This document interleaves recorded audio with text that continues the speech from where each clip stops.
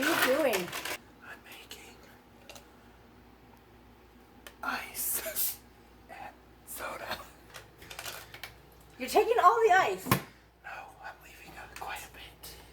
Why are you talking like a weirdo? I thought this was an ASMR video. We live with him all the time. And with this coronavirus, we are locked in the same house with him 24/7. And he's making us crazy. What are you doing now? The soda part of my drink. Told you, ice and soda. He's making soda. We were getting Cody registered for school. Turning in the papers. We had to go to the school and turn in all the paperwork and stuff. And then on our way home, there was an accident. There was an accident on the way there, so on the way back, we took a different route. And we were going by the mall. And Cody said, you know what I'm craving? Butterscotch squares from C's. Yeah, well, I'm not going in the mall. Especially for a piece of candy that costs $1. But I have a copycat recipe for those candies she likes. It's Christmas candy stuff. We don't need a ginormous 100 pieces of candy made today, even though I'm sure somebody would like to eat them all. Such a weirdo. So annoying. Anyways, so we did the math and we're going to make a half a recipe or a fourth. I haven't decided yet, but we're going to get started. So stick around and see how we make butterscotch squares just like C's candy. And we will post the recipe in the description below. But before we get started, be sure to Subscribe down below. and hit the bell so you get notified every time we post a new video. Who's out on the run is CoCo. She's always having fun is CoCo. Her adventures big and small. She will take us through all crazy adventures of CoCo.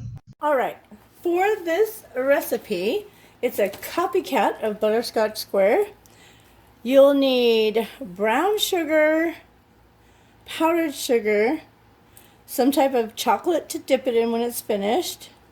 Melting chocolate's best. We're going to be using Lily's just because it has a lower, like for the glycemic part. I'm hoping this is going to turn out great.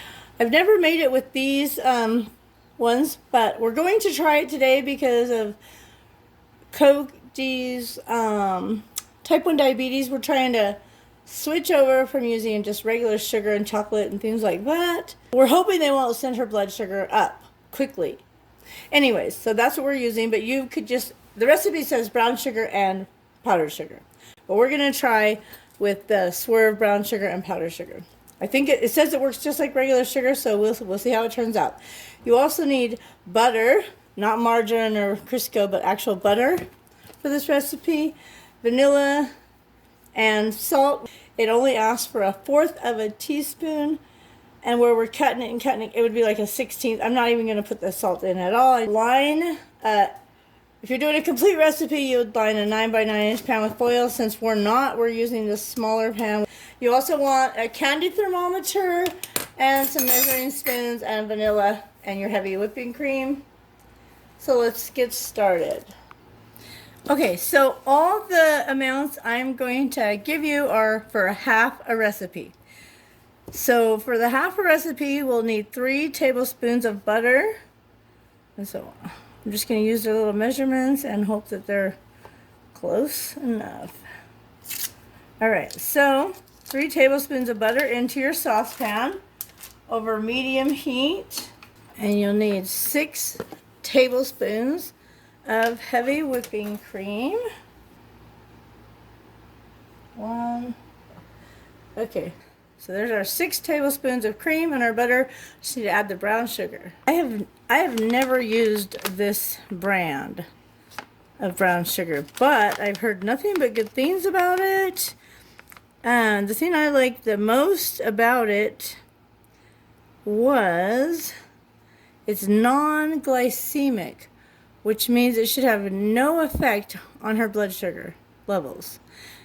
Diabetic friendly, so You know, gluten-free, tastes like sugar, measures like sugar. I mean, it's just like amazing. Like it's almost too good to be true. I need 1 cup of this sugar for a half a recipe. I'm hoping it turns out.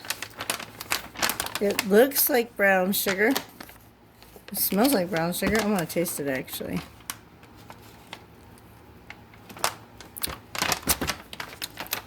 Tastes like brown sugar. 8.2. And then that's probably a cup. 8 ounces. And then the 0.2 is probably my plastic, so we're gonna use that amount. Just stir it till it's all melted. Your butter, your brown sugar, and your cream in a saucepan, and you stir it until it's all melted. And then you bring it to a rolling boil. Then you'll reduce your heat to low and place your candy thermometer in the pot. So right now we're just gonna stir it until it starts to boil, I guess. Or just scrape down the sides so it can all be down in there getting hot. And it's all stirred in together, and then we're just gonna kind of wait for it to boil, stirring, I guess, occasionally. I'm not even sure. It doesn't say on the recipe. I've made it before, but it was Christmas. I can't remember. I can't remember 7 months ago. Are you kidding me? I can't remember yesterday very well. Alright, it looks like it's starting to want to boil. So, once it's a rolling boil, I'm going to reduce the heat to low and then put the candy thermometer in it. I'm not sure that that's a rolling boil, but I know it's really close. You know, this is what happens when you don't make a recipe but once a year. I think that's a rolling boil. So, because if I'm stirring it and the boil's still there, it's rolling. It's a rolling boil. So we turn it to low, reduce the heat to low, place the candy thermometer in the pot. I have done that. Stir occasionally and simmer until the mixture reaches 236 degrees, about 7 or 8 minutes. So we're gonna get to that point. Stirring occasionally. So this is, I'm occasionally stirring it right now. This is occasional. Okay. And right now we are at 200. I can't see, my paper slid down. Oh, my thermometer busted already. Look at that, people. Are you kidding me? Are you freaking kidding me?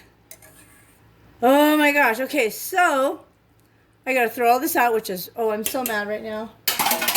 And I'm sure Cody's mad because that was expensive sugar. My thermometer just busted. Can you believe that? Which means there's glass in there, so it's not like we can salvage that. Why would it tell you to put it in after it's boiling? Oh, okay. We're gonna go buy more ingredients and we're gonna start over, and I have to get a new thermometer. And it melted. Well, no, it busted. The glass busted, which means there's glass in there. Let's see the look of disappointment. Yeah. Okay, I'm like, unbelievable. Are you kidding me? Oh, That's just, I know, it says, oh my gosh, I'm so mad right now. I'm so upset. I'm telling you about that story, and then sure as heck, it's probably busted because it was already boiling when I put it in it. But it says right here, put this in. Well, there's nothing I can do about it now, other than throw all this stuff away and start over. It was looking so good too. Oh, even the texture is getting to be like the brown sugar candy. Look at that, the brown sugar. Okay, we're just gonna go get all this stuff and start over. We'll be back soon. It's okay. It'll be alright. But I have to buy more brown sugar because I don't have another cup. I have like 4 ounces. So, just breathe. It'll be okay.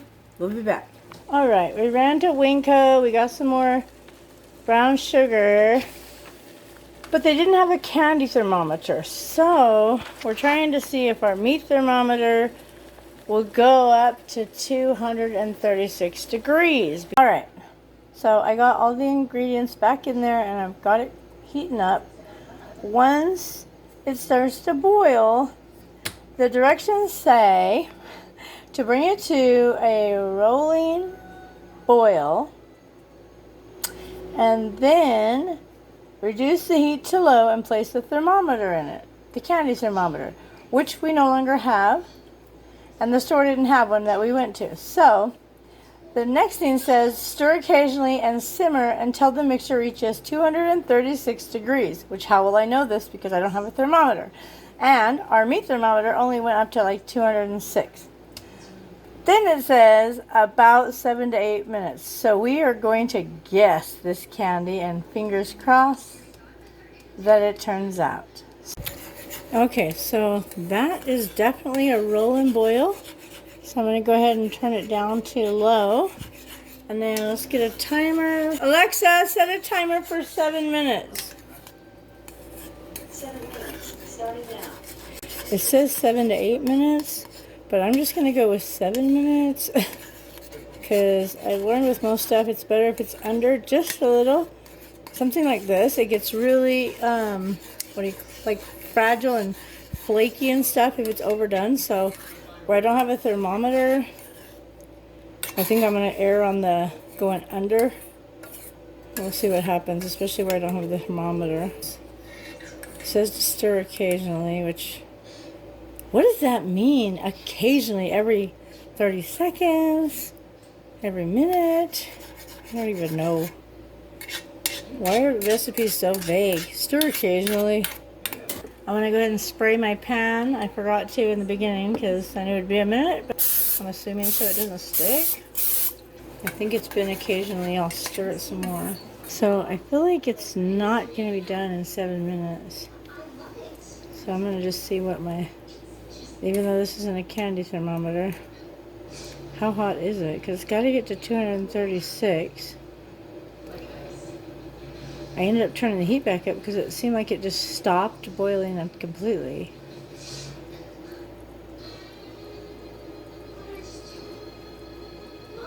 Oh wow, it's going up higher, this one.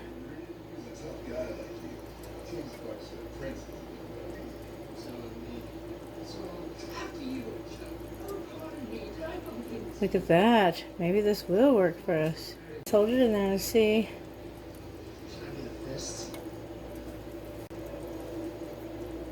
Okay, we're there. So I'm supposed to add in 1/4 teaspoon of vanilla, and then the powdered sugar, and then it says whisk it. This is the Swerve powdered sugar. Here's my 1/2 cup. Put that in there. I'm just gonna whisk that in there. I've never made it using this Swerve stuff, so there's no guarantee how it's going to turn out, but fingers crossed. After you whisk it together, then it says to pour it in your pan. A pan over here, and pour it in. And I'm just going to hurry and scrape this out and get it all in there. Look, it's already setting up on my spoon. All right, and then, whoa, dang it, I shouldn't have moved it. Dang it, I moved it. Okay, stop moving it. So once you get it in your pan, don't move it, okay? Just don't do it. Because it starts to harden, and I moved it, and then, oh well, it's just for Cody. If I was giving her for a gift, I would be more careful. If it was perfect looking, Cody's not going to care if it's got a wrinkle in it. So then we're just going to let it sit until it's hard. And it says several hours, or you could even do it the day before. Alright, so the candy cooled and we wrapped it with plastic wrap. So we're going to get that out of there, cut it, and then we're going to melt these, or attempt to melt these, and dip the candy. Alright, so first thing, I'm going to lift this out. That came out nice and easy, so my bowl is clean. And then you just pull the foil back. It's a nice thickness. I don't know, it smells really good. I just don't know how it's going to taste where we use the other sugar as opposed to regular sugar and brown sugar. I'm going to taste it right now. Tastes pretty good. You're going to cut it in bite-sized pieces. Fingers crossed, please don't crumble. Wonder if I could just saw through it. Okay, probably not. Just going to cross our fingers and hope for the best. Oh, that worked pretty good. Alright, so I'm going to go ahead and get the rest of these cut, and then we'll dip them. I got them all cut. A couple pieces did crumble, but that's okay. I mean, it actually turned out pretty good, considering our thermometer was not the candy thermometer. I'm going to see if I can microwave this. It says you can in increments of 30, just so it's melted. Well, it looks like it's melting up pretty good, so I think it might actually work. So we're just going to melt the rest of those chunks, and then we'll start dipping. Let's just see if it holds together long enough for me to coat it with chocolate.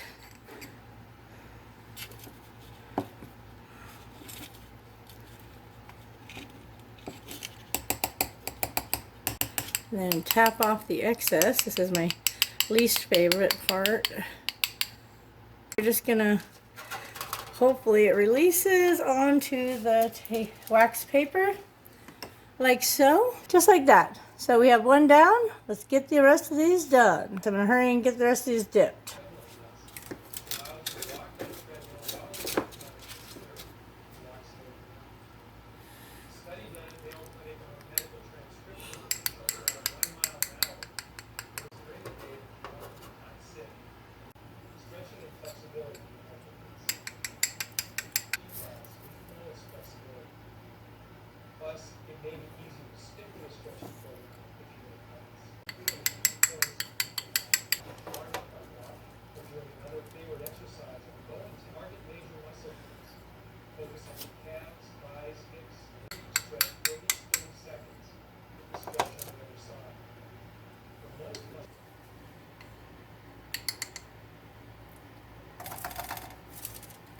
So this candy is very brittle. It can break easy, but I think considering we didn't have a candy thermometer, it turned out pretty dang good.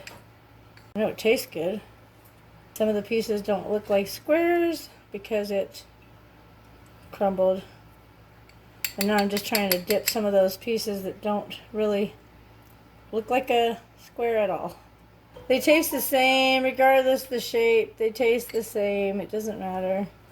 Well, it may not look pretty, but I bet you it's going to taste good. I think they turned out pretty good, actually. I mean, I got a little excess chocolate here, but for the most part, I think they look pretty good. All these are the Lily's chocolate and the Swerve sugars. And then these are the just almond bark. But they're what was left over and kind of just thrown together. I think it looks pretty dang good. Okay, so there's the candy, and we got about 35 pieces. These are the ones I just pressed together. Should probably eat those first. The ones that are the Lilies are really nice looking. They're kind of in the bottom there. But there you go. If you like this recipe, give it a big thumbs up, and don't forget to subscribe. Thanks for watching.